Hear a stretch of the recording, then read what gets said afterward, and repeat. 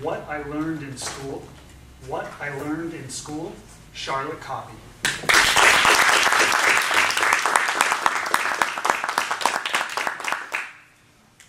How many of you remember a teacher that was beloved by you, that told you, you can do it, that you're special? Let me see the hands. Isn't that wonderful? You remember that teacher to this day. I'm going to tell you a story about a teacher that really doesn't fit this bill. And that teacher is me. Mr. Toastmaster, fellow Toastmasters, and welcome guests. I was a 40-something, burnt-out television executive. I had been working straight for 17 years. I had 11 bosses. I had launched 8 television series, BlackBerrying 24/7, and countless egos. And even worse than that, I was an exhausted mom and wife. What's a mother to do? Teach school. Summers off, 3 p.m., I'm in. I made my way down to downtown LAUSD headquarters, Los Angeles Unified School District, and I became a district intern. All I had to do was take some summer classes, and that September, I would be teaching English and history to middle schoolers. My first day of school. The bell rang every 50 minutes. In would troop 35 to 40, 11 to 13-year-olds. That's over 200 students a day. I can do this. My first day of school. There were fistfights. I was cursed at.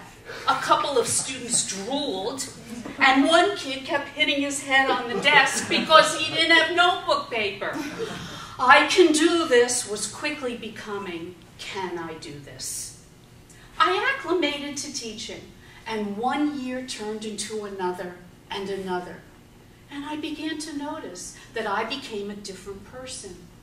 I found, instead of the 3 R's, reading, writing, and arithmetic, the 3 P's of purpose, passion, and patience.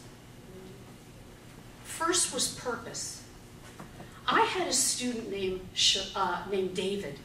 David was shy, awkward, not too many friends, and he totally lacked purpose. And I felt I could give David some purpose. So I decided to make him Secretary General of our United Nations year-long project. David Schwartz, Secretary General, and he was terrific. David decided that he liked history so much that he majored in it in college. He then went into law school, and he just passed his bar. And I know that because we're Facebook friends. Next was passion. I explained to you that I was burnt out. I didn't have passion, but I needed passion. I really wanted it. Along came Keisha. Keisha, heavyset, not smart, and full of fight. Fist fights. This girl was in a fist fight every other day. And I came to realize that when I looked a little deeper to find out what she was passionate about, I found out that she lived in a group home. She didn't even have foster parents. She was in a group home.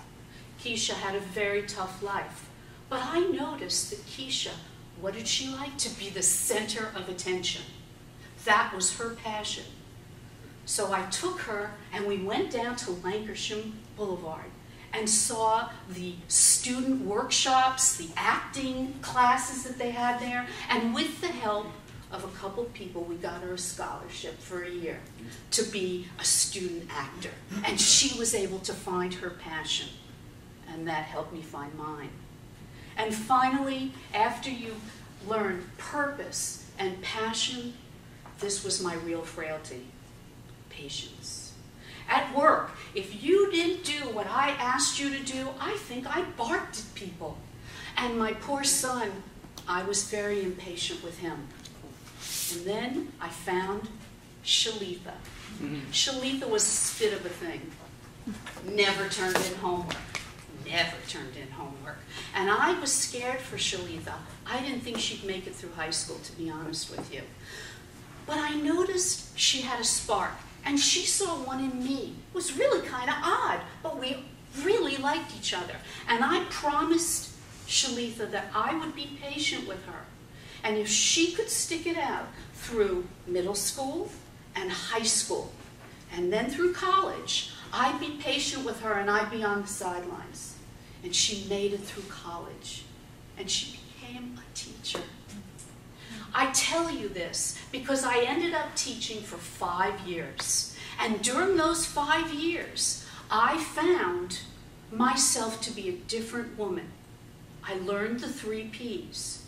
And I want you, before you leave tonight, to understand that you can find passion, you can find more purpose, and you all can be more patient. And guess what? You don't have to be a teacher to find it. You can do it in your jobs. Help somebody else who needs help. Become a volunteer. Be a Toastmaster officer. But whatever you do, as you go forward, make sure you find your 3 Ps.